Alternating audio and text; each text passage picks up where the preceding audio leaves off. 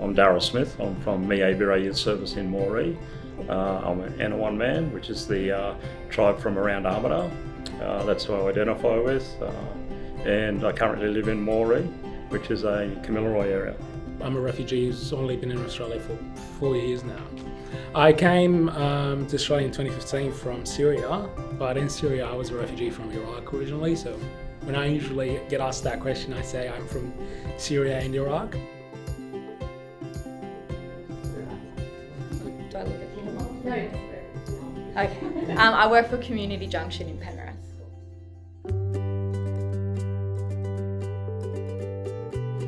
That we're just there for fun. And I think, maybe sometimes they think, oh, they're doing youth work because they can't do anything else. They don't see it as that it's a real passion for people to get into that area. We do it because we love it. That we sit around and play pool all day, and that we live on Xboxes, and we just let young people do whatever the hell they want. Yeah, those are probably the three main things that I hear often actually. It took me a while to understand what youth work was.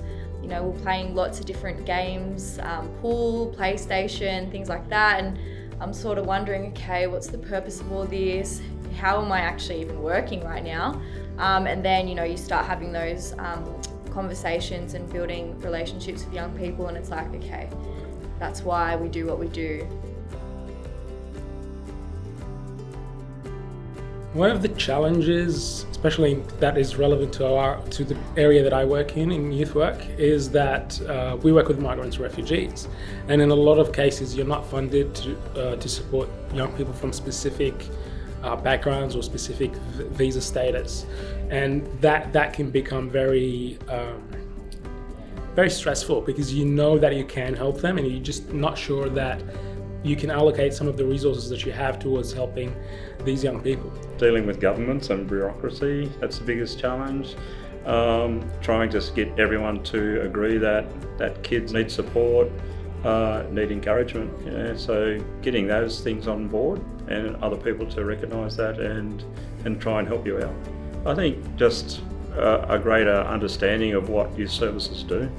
And with that, obviously funding is a big thing about it, but it's just having that people recognise how big an impact you can have on a community, not just an individual, and also that your service can affect everything that goes on in a child's for the rest of their life and a family. So everything else, if we get kids right and we get their families right, then hopefully everything else falls into place, and that should help everyone.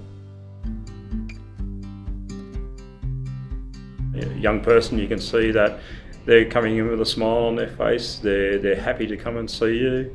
They come back in the door, that's the first thing that you're making a difference. But as a group, you need to look at how you affect a group of kids or a family. How does that family interact with you differently now? And it may not be how they interact with you, it might be how they interact with other agencies in the town.